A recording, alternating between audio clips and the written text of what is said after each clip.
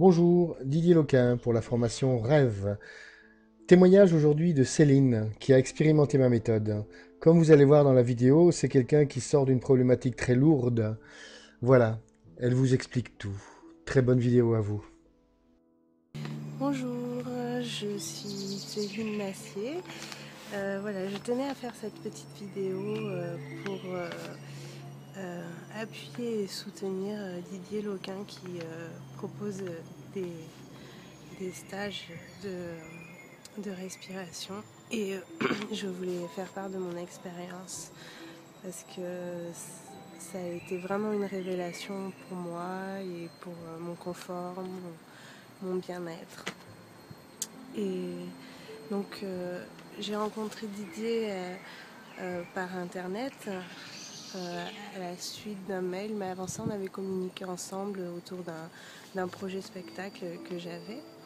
Je pense qu'il est nécessaire de faire une petite présentation avant de commencer, puisque il y a 3 ans en arrière, pendant 15 ans, donc j'ai voyagé, fait des spectacles, monté un cirque itinérant, et j'avais pour projet de monter un projet culturel international autour des arts de cirque, du nouveau cirque et des arts de rue. Et donc Didier m'avait aiguillé sur quelques plans là-dessus, donc on s'était rencontrés comme ça. Et il y a 3 ans, j'ai eu un accident qui m'a handicapée de la jambe, donc j'ai dû arrêter l'acrobatie, j'ai arrêté toutes mes activités circassiennes. Et je suis restée alitée 1 an, j'ai pris de la morphine pendant plus de 2 ans, beaucoup de médicaments, j'étais anorexique, j'ai eu vraiment 3 années très difficiles. Et je commence à peine à m'en remettre, à remarcher et à retrouver une autre vie qu'il va falloir que je me reconstruise petit à petit. Et donc voilà, je suis tombée enceinte il y a maintenant 6 mois. Et au début c'était très difficile, j'avais beaucoup d'angoisse, j'avais très peur par rapport forcément à mon passé, les remontées de la relation mère-fille, etc. Bien sûr, dans un premier temps, mais aussi physiquement. Je ne savais pas si j'allais être capable d'assumer ce bébé et sur tous les autres plans. Et donc, j'ai reçu un mail de Didier m'expliquant qu'il proposait ses prestations, apprendre à respirer pour pouvoir vivre mieux. Et on a commencé à communiquer comme ça. Donc dans un premier temps, Didier m'a envoyé des vidéos pour que j'apprenne vraiment à respirer. Là, je me suis rendu compte que je ne savais pas du tout respirer. Je me suis rendu compte même que j'avais un blocage. J'arrivais pas du tout à prendre assez d'air, à soulever ma cage thoracique, à débloquer mon plexus solaire, à remplir mon ventre même. Et je ne savais même pas qu'il fallait remplir mon ventre d'air. Donc je prenais de toutes petites quantités d'air et voilà, j'avais beaucoup de problèmes respiratoires. J'avais des bouffées, j'avais la respiration coupée, le souffle coupé, j'étais très vite essoufflée. Donc voilà, à ça associé forcément mes angoisses pour ma grossesse. Quand je l'ai rencontré, j'ai fait appel à lui parce que je pensais me faire avorter. J'avais tellement de montées d'angoisse que je me demandais si je faisais pas une erreur, si je devais me faire avorter. J'avais pas de rythme ni alimentaire,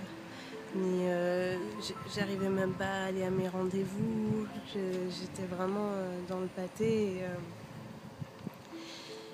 Et la respiration m'a permis une introspection sur moi-même et m'a permis de me rendre compte que je doutais énormément de mes capacités en fait. Et j'avais peur qu'on ne m'aime pas, qu'on ne me reconnaisse pas.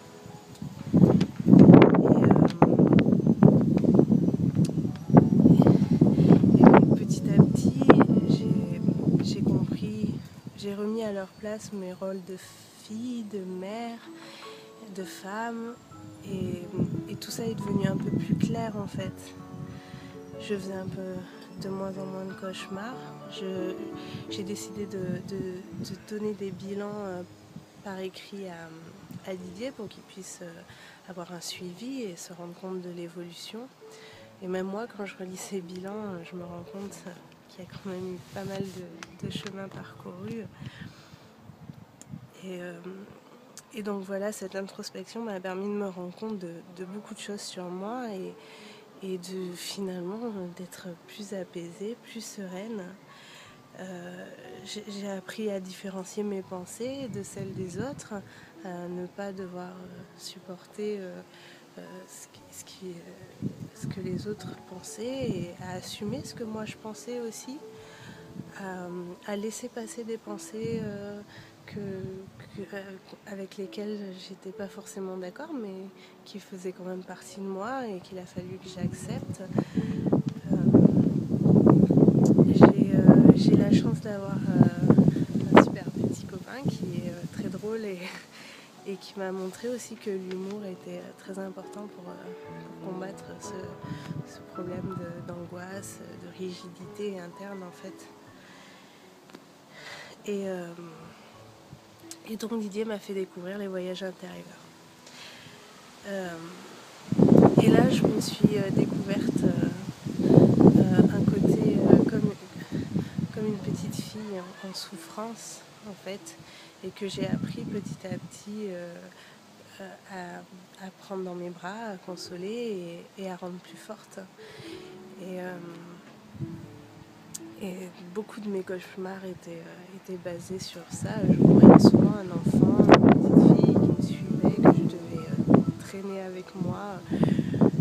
Je pensais que c'était dû à cet enfant qui grandissait en moi, et en fait, je sais pas, peut-être que je me rends compte que c'était moi ou pas, ou peu importe, mais cet enfant, j'ai arrêté de le voir comme un boulet et je l'ai pris avec moi, et maintenant je le vois comme quelque chose de beau, et je suis fière qu'il fasse partie de moi, alors que c'était très dur avant. Même de pouvoir parler comme ça, j'avais beaucoup de difficultés. J'ai aussi réussi sur un plan physique à dépasser ma douleur. C'est-à-dire que j'ai passé 3 ans de souffrance avec l'accident que j'ai eu, à essayer de la contrer avec la morphine et autres drogues. Et en fait, j'ai arrêté et je me suis sevrée de toutes ces drogues, et il a fallu que j'endure encore cette douleur pleinement, on va dire.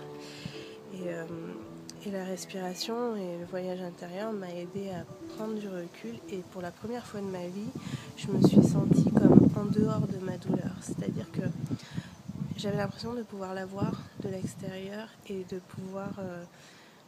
bien sûr que je la ressentais et qu'elle était bien présente, mais je sais pas comment expliquer. J'arrivais à la voir de l'extérieur, j'arrivais à pouvoir m'en détacher. Pour la première fois, en 3 ans, j'ai réussi à pouvoir me détacher de cette douleur. Et ça m'a vraiment fait une drôle d'impression, et ça m'a redonné goût à la vie en fait. Et je me suis dit que je pouvais m'en sortir et que ma vie pouvait tout à fait reprendre.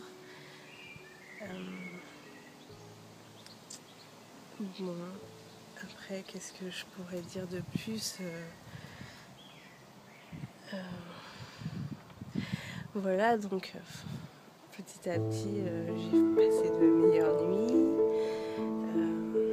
Je suis de plus en plus sereine, de moins en moins susceptible et irritable, malgré mes montées d'hormones. Parce que comme vous pouvez le voir, là, je suis de plus en plus grosse. Et voilà, je me sens épanouie. J'ai vraiment, c'est même pas une impression, je suis sûre que tout le monde on devrait enseigner ça aux enfants à l'école, on devrait au lieu d'aller voir un psy, on devrait